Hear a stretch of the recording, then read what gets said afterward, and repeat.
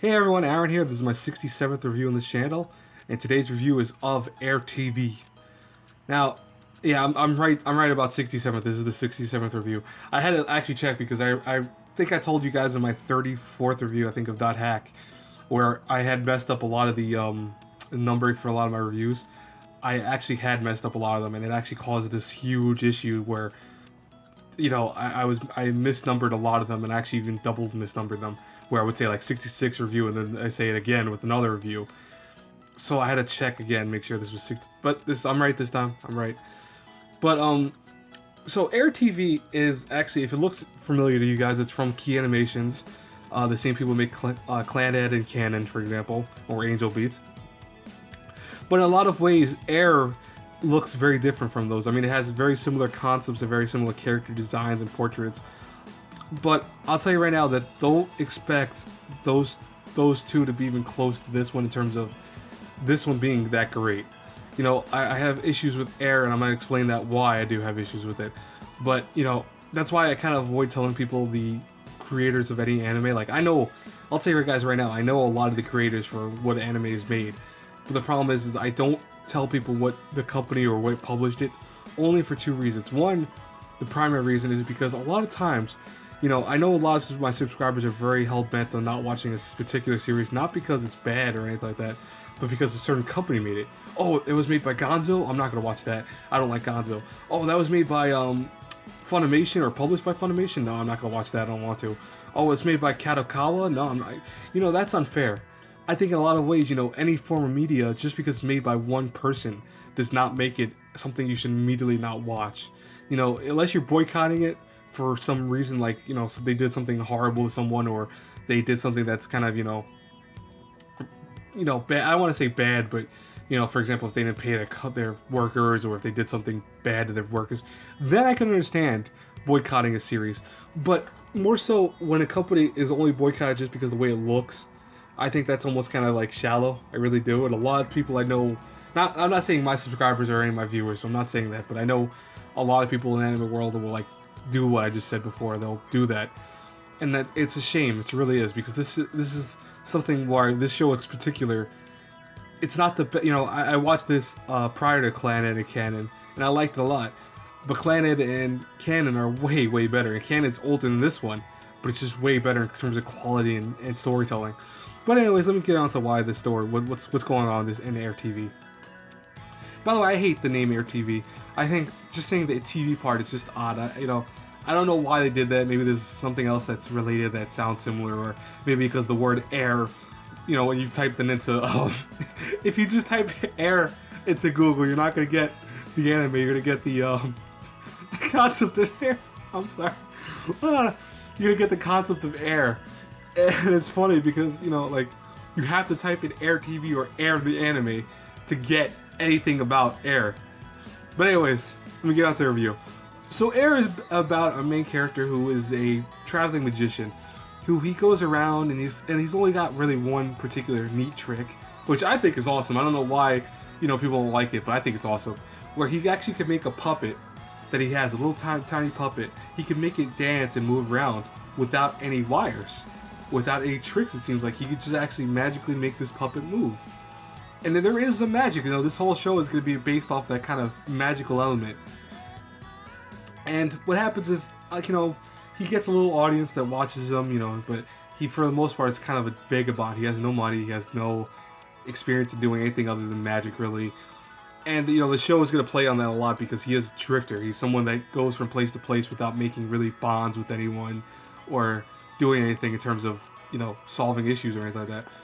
But he ends up meeting a young girl who he kind of I don't want to say falls in love with, but more so he appreciates her, and he appreciates her look on life. And he ends up staying with her and her mother. And as the show progresses, you get to learn about this girl having a disease similar to, almost like Clannad, where she has a disease in terms that she's going to die. And you kind of see our main character dealing with that, you know, trying to figure out ways that he can kind of make her life better. And, you know, he meets a lot of the girls around her that, you know, have something to do with her, or more so that they need help in their own way. And he goes around helping them. But the problem with the show is that it's halfway point. You know, once a lot of issues happen and get resolved, the show shifts to another perspective, which I think is to explain some past elements to our main characters by going back way to a different time period. And I'll tell you, the shift is so stupid the way it happens that it's almost like I would tell you guys to skip it. And I know when I rewatched this show before, I have skipped it because, honest to God, what you get out of it is nothing.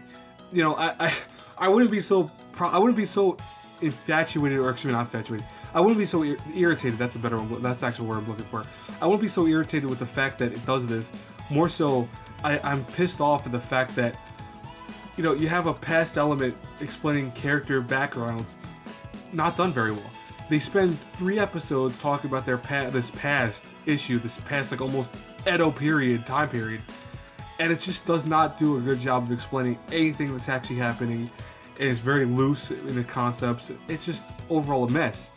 And then it goes back to the main story, and that gets right away. It goes right back to being awesome. And that's why, you know, when I review this, you're gonna see something that's kind of weird about my review of this in terms of score. But overall, you know, Air has some really good stuff working for it. It has a great animation. You know, I'm not so huge on the character models sometimes. Like, for example, I don't know if you can see her. I think I can. Yeah, you can see her on the far right. She's got a weird face. Like, her face, I don't know what they did with it. And it looks like that in the show. It's not the picture. It's really weird. The main character, the mother, also has weird expressions and facials. It's just odd. Like, it's almost like Clannad, but done in a weaker set of Clannad, the way it was art-wise it was done. But, you know, besides the weird kind of animation and all that, I do like the animation. I think it's nice. I love the story. I love the progression of it. I hate that middle arc where it goes into the whole past elements, but everything up to that point is still very good. The show's done very well. It's not the best, you know, key animation done. You know, it's not on caliber with Clannad or Kanon, which is why I said don't put it in the same category. But it's still a good show. I think it tries to do a lot of things right. And I'll tell you why it was on my top 50, or at least mentioned in my honorable mentions, is because of one reason. And that's because this show has one thing that it makes it so well in terms of why I like it so much, despite it being so meh. It has heart. This show, you know, as the story progresses, is not just solely about romance or, you know, getting with characters, you know. It's more about heart. It's more about character love beyond just your typical romance story. This is love on loving another human being. And I think that because the whole magical element is done so well in that concept, I think that saves it from a lot of other issues that you kind of turn a blind eye to, you know, the animation issues or the story elements. You know, I'm saying on a critical level, if I had to review this A through F, I give it a B-. But on the level of what you're getting out of it, if you watch this show, you're going to be left with this kind of nice, warm, fuzzy feeling. I'm not saying that the ending per se is warm and fuzzy. It might or might not be. I'm not going to spoil that for you. But, you know, it's done in a way that kind of leaves you with an after effect because you think and you dwell on it. And you feel in your heart what happened with the characters. You feel for certain characters and, you know, their trials and tribulations. You feel that. And it's very rare anime does that very well. I think this is one of the few examples of it being done so well. But overall, guys, that's it for this this review. I'll tell you right now, Air TV is very, very good. It's not, you know, again, it's on a critical level, it's a B- because it's not done very well, but it's a very good show. I think I highly recommend watching it. It was on my honorable mentions for a reason, okay, guys? There's a reason for it, because it has something that I think is missing in a lot of anime. But anyways, guys, that's it for the review. I hope you guys liked it. Please rate, please like, comment, subscribe to the box below. And as always, guys, until our paths cross to the next review, have a good one, everyone. Bye.